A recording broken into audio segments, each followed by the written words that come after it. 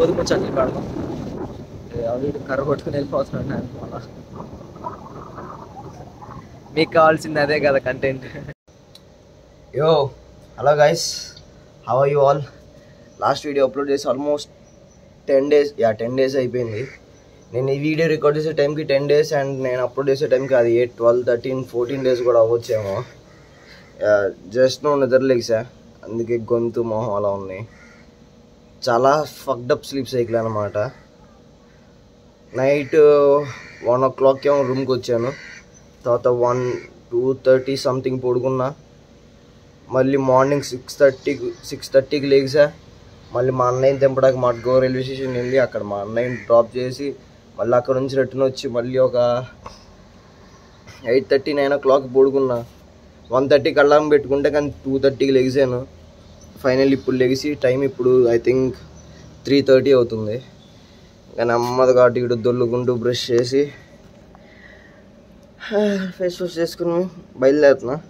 ఎక్కడిగా ఇందులో నా బ్లాంకెట్ ఒకటి ఉంది, సో దాన్ని డ్రై క్లీనింగ్ చేద్దామని. అంటే బ్లాంకెట్ మనం షర్ట్ ప్యాంట్ అంటే ఉతికేసుకుంటాం, కానీ ఇది తిక్కి ఉంటాయి కదా సాఫ్ట్ బ్లాంకెట్స్, సో ఆ బ్లాంకెట్ దాన్ని మనం ఉతుక్కుని ఆరేసి అంతవరకు మనకు లేదు. తీసుకెళ్ళి లాండ్రీలో వేద్దామని స్టార్ట్ అవుతున్నా. మీరు సాయంత్రం బీచ్కి వెళ్దాం అండ్ ఇంకొంచెం తిరుగుదాం. So see you all. ఇంకో సర్ప్రైజ్, మన బండి వచ్చేసింది. నేను చాలా ఇష్టంగా కొనుక్కున్నా, ఒక నిమిషం చూపిస్తాను. టీవీఎస్ ఎంటార్క్, నా ఫస్ట్ బండి. దీనికోసం నేను పడిన తప్పనలు ఉన్నాయే. ఇన్ని రోజులు ఇది విజయవాడలో ఉంది యాక్చువల్గా, బట్ మా అన్నయ్య మొన్న ఒక 1 week బ్యాక్ ఏమో వచ్చినప్పుడు బండి తీసుకొచ్చాడు. ఇప్పుడు బండిని వదిలేసి వెళ్ళిపోయాడు. అండ్ సో యా, నేను దీన్ని విజయవాడలో వదిలేస్తే ఇది నన్ను ఎత్తుక్కుంటూ గోవా దాకా వచ్చింది. Happy for that. ఇది చూడండి అక్కడ హలో సాహిత్. చలి ఒక నిమిషం మళ్ళీ చూపిద్దాం.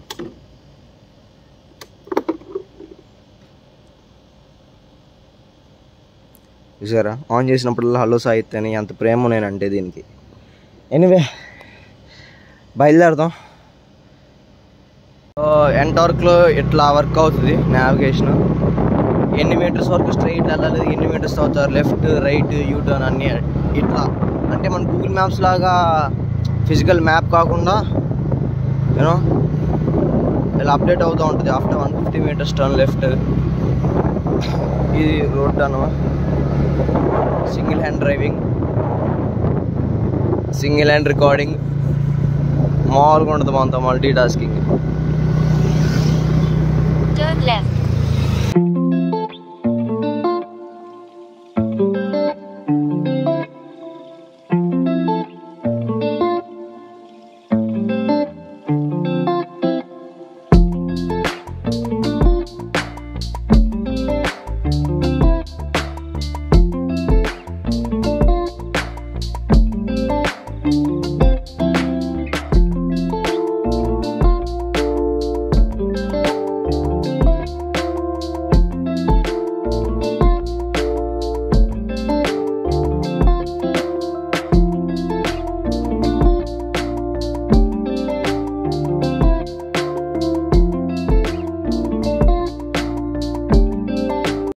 ఇప్పుడే లొకేషన్ రీచ్ అయ్యా. వెనక మన అక్కడ డంబుల్ డ్రైవ్ ఉంది కదా, చూపిస్తాను. ఆ డంబుల్ డ్రైవ్లో వెళ్ళి నా బ్లాంకెట్ ఇచ్చాను. దీనికోసం ఆల్మోస్ట్ 1 kilometers రావాల్సి వచ్చింది. ఆ దాహం ఉంది. మళ్ళీ ఇప్పుడు రిటర్న్ రూమ్కి వెళ్ళాలి.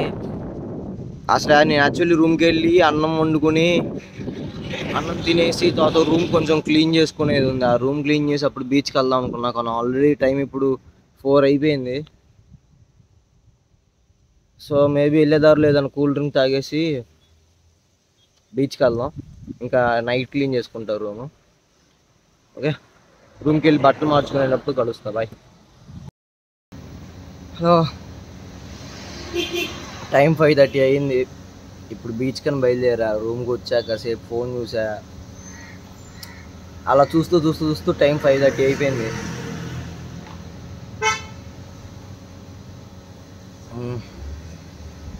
అంత రిలాక్సింగ్ ఉందిరా బాబు. అమూల్ డార్క్ చాక్లెట్స్ టేస్ట్ మాత్రం బాగుంది. యాక్చువల్లీ ఆ బ్లాంకెట్కి లాండ్రీకి వెళ్తున్న టైంలో వెళ్ళేదారిలో నాకు చెరుకు రసం కనిపించింది. నేను అది తాగి చాలా కాలం అయిపోయింది. ఎప్పుడో విజయవాడలో ఉన్నప్పుడు తాగా. గోవాలో ఎప్పుడు అంత కనిపించలా. విజయవాడలో నేను రెగ్యులర్గా తినే పునుగుల బండి ఒకటి ఉంటుంది, పక్కనే చెరుకు రసం బండి. ఆ పునుగులు తినే ప్రతిసారి అయినా చెరుకు రసం కావాలా, చెరుకు రసం కావాలా, చెరుకు రసం కావాలని అడిగేవాడు. నేను ఎప్పుడు తీసుకునేవాడు కాదు. ఈరోజేమో వెళ్ళేటప్పుడు కనిపించింది. సర్లే రిటర్న్ వస్తాం కదా అదే రోడ్లో, అప్పుడు తీసుకుందాం అనుకున్నా. కానీ రిటర్న్ వచ్చేటప్పుడు నాకు కనపడలా. అంటే నేను అది మిస్ చేసినా, వేరే రోడ్లో వచ్చి అతను వెళ్ళిపోయాడో తెలియదు, కానీ కనపడలా. చాలా డిసప్పాయింట్ అయ్యా. మన మనుషులకి ఇదేనబ్బా, ఎప్పుడు మన పక్కనే ఉంటూ మన అవైలబిలిటీలో ఉండే వాటి విలువ మనకు తెలవదు. అవి లేనప్పుడే తెలిసి వస్తుంది. అది థింగ్స్ అయినా మనుషులైనా ఎప్పుడు పక్కన వాళ్ళు ఉంటే అవైలబుల్గా తెలవదు. కరెక్టే సార్, పాపం ఫీల్ అయినట్టున్నారు.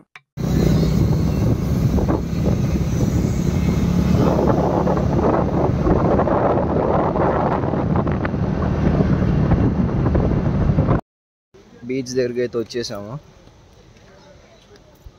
చాలామంది ఉన్నారు. యాక్చువల్లీ ఈరోజు వీకెండ్ కదా, సో చాలామంది ఉన్నారు.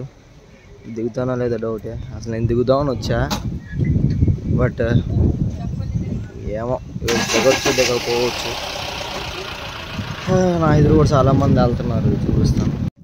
ఏదో నా ఎదురుండి దాటుకుని వాళ్ళ ముందులకు వచ్చేసా. చాలామంది లేడీస్ ఉన్నారు అందులో. మళ్ళీ వాళ్ళని రికార్డ్ చేస్తున్నట్టు ఉంటుంది, బాగోదు. అంటే వాళ్ళ వెనకమాల నేను ఫోన్ ఇట్లా స్ట్రైట్గా పట్టుకుని ఉన్నా కదా, సో యా మళ్ళీ ఎందుకు వాళ్ళతో వచ్చిన తలకని ఎక్కుని. ఇది కార్మోనా బీచ్ అంటారు, ఫ్యాట్ రెడ్ బీచ్ అంటారు, శాలూర్ బీచ్ అంటారు. నేనైతే కార్మోనా బీచ్ అంటాను. చాలామంది ఉన్నారు ఈరోజు చెప్పాలంటే. యూజువల్లీ ఇంతమంది ఉండరు. ఇక్కడ శాండ్ చాలా సాఫ్ట్ ఉంటుంది మన ఏపీ బీచెస్తో పోల్చుకుంటే. లైక్ స్మూత్ ఉంటుంది చాలా. నార్త్ గోవాలంటే కనుక అసలు అబ్బో కలంగుట్టు బాగా బీచ్, ఇది మొత్తం జనం ఉంటారు, ఎక్కడ మీకు ఖాళీ దొరకదు. సో యా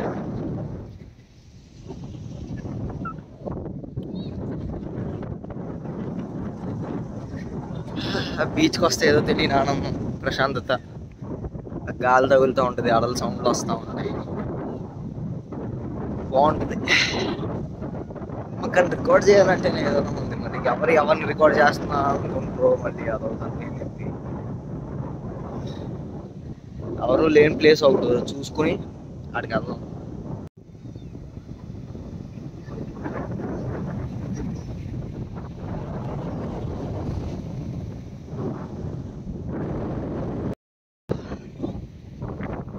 బీచ్లు రికార్డ్ చేయడానికి ఉందిరా, అందరూ చేస్తారు కదా అంటే.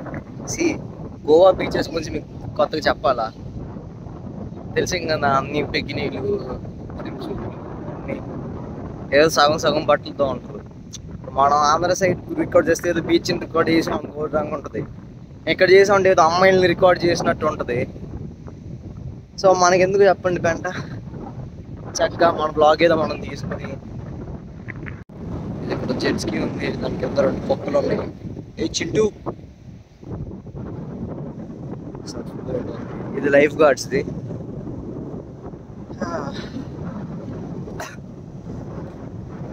ఇంకా చాలా క్లీన్ ఉంది బీచ్ అయితే మాత్రం.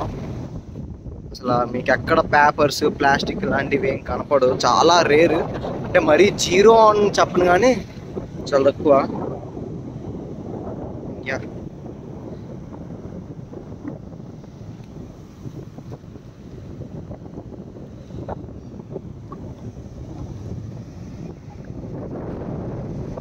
ఇది వెస్ట్ కోస్ట్ మీద ఉండడం వల్ల సో బీచ్ని ఈవినింగ్ టైంలో ఫోకస్లో చూపిన, ఎందుకంటే ఆపోజిట్లో ఎండ పడుతూ ఉంటుంది.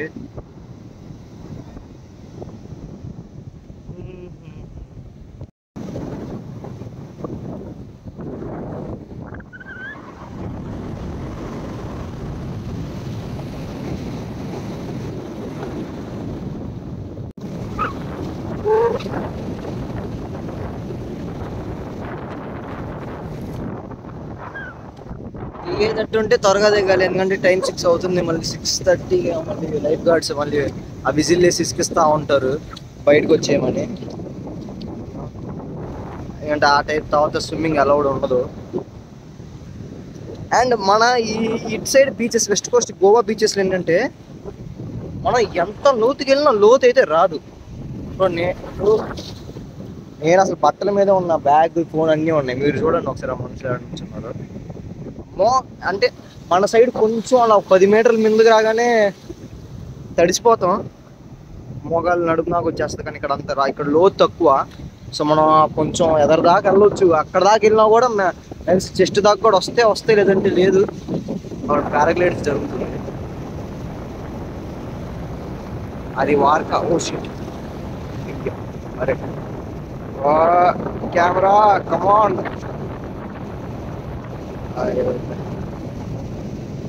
అయితే వెనక్కి జూమ్ అవుట్ చేసి కాసేపు ఒక 5 minutes అలా ఒక స్విమ్కి వెళ్ళి ఊరినే అలా 2 డిప్ అయ్యి వద్దాం. ఒక్కడనే వచ్చా ఏంటో కొన్నిసార్లు ఒక్కడనే. నాకు యాక్చువల్లీ జనం తక్కువ ఉన్నప్పుడు ఫ్రెండ్స్తో రాబోద్దు, అది ఒక్కడనే రావాలనిపిస్తుంది. కానీ ఇప్పుడు జనం ఎక్కువ ఉన్నప్పుడు ఫ్రెండ్స్తో వచ్చి ఉంటే బాగుండరా అనిపిస్తుంది.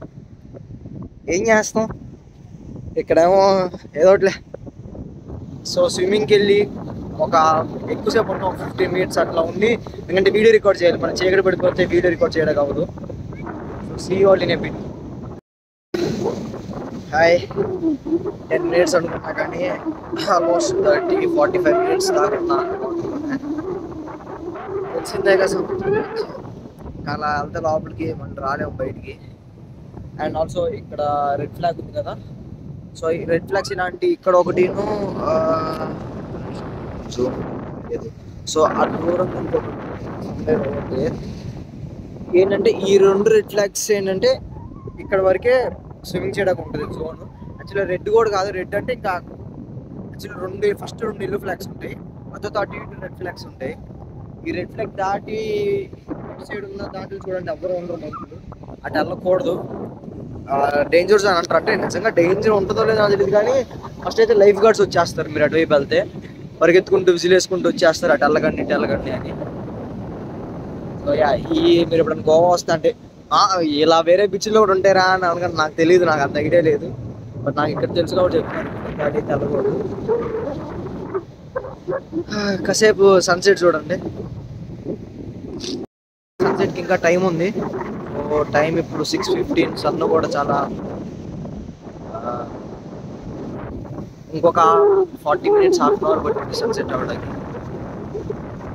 ఇప్పుడు దాకా సోది వేసుకుందాం, సోది ముచ్చట్లు కాడదాం. అవి కర్ర కొట్టుకుని వెళ్ళిపోతున్నాను. అలా మీకు కావాల్సింది అదే కదా కంటెంట్.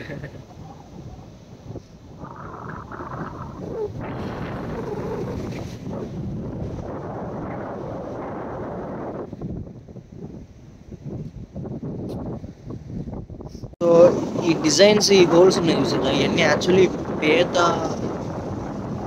ఈ శాండ్ బాల్స్ నాకు తెలిసి పీత అంటే, ఆ హోల్స్ అయితే పీత పిల్లలు అవి ఉంటాయి. చూడొచ్చు ఇక్కడ అంతా కూడా ఈ డిజైన్ ఇక్కడ ఉంటాయి.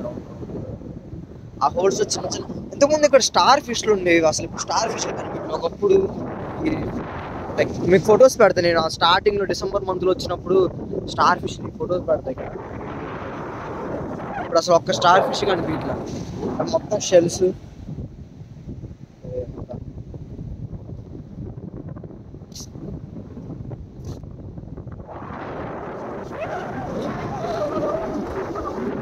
ఎర్ర సముద్రం ఇది, కాలు కొట్టుకోవాలి స్కైకి.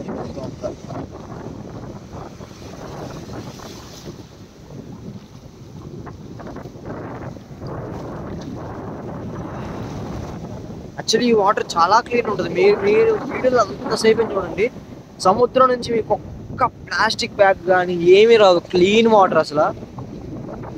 అండ్ వామ్గా ఉంటాయి, వెచ్చగా ఉంటాయి, చల్లగా కూలింగ్ అట్లా ఏమి ఉండదు వాటర్. మీరు నాలాగా కొంచెం కోల్డ్ వాటర్కి భయపడే వాళ్ళైతే ఏ ప్రాబ్లం ఉండదు. అంటే ఈ రోజు అయితే కనుక చాలా వెచ్చగా ఉంటాయి, జనరల్గా కూడా వెచ్చగా ఉంటాయి, అప్పుడప్పుడు చల్లగా ఉంటాయి. బట్ మోస్ట్లీ వేడిగానే ఉంటాయి నీళ్ళు. అండ్ ట్రాష్ ఉండదు, క్లీన్గా ఉంటాయి.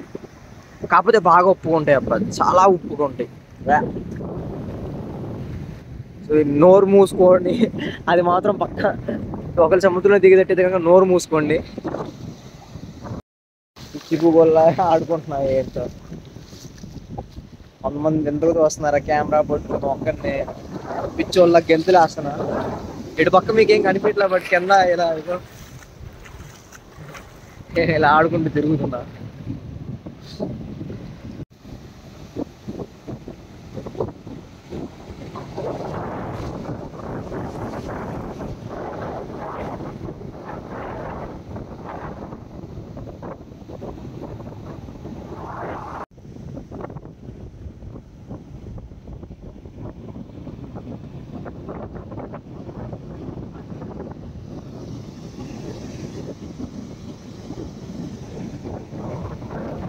శాండ్ చూసారా ఎంత క్లీన్ ఉందో అసలు.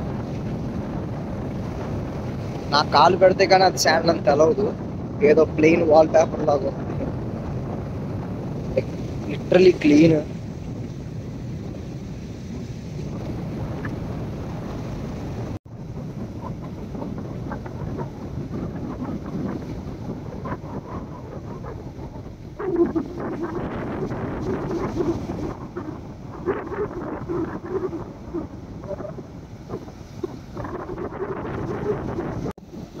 ఫైనల్లీ సన్సెట్ అయిపోతుంది.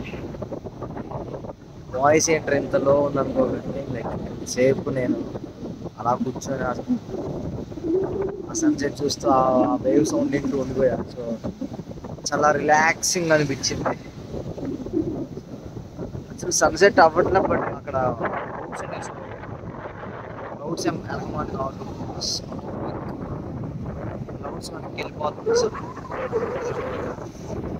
సో ఈరోజు క్లౌడీగా ఉండడం వల్ల నాకు తెలిసి సన్సెట్ అయితే కష్టం. లైక్ అంటే ఆ సముద్రం కిందకి అలా వెళ్తూ అది కష్టం. But yeah, this is the view. Enjoy.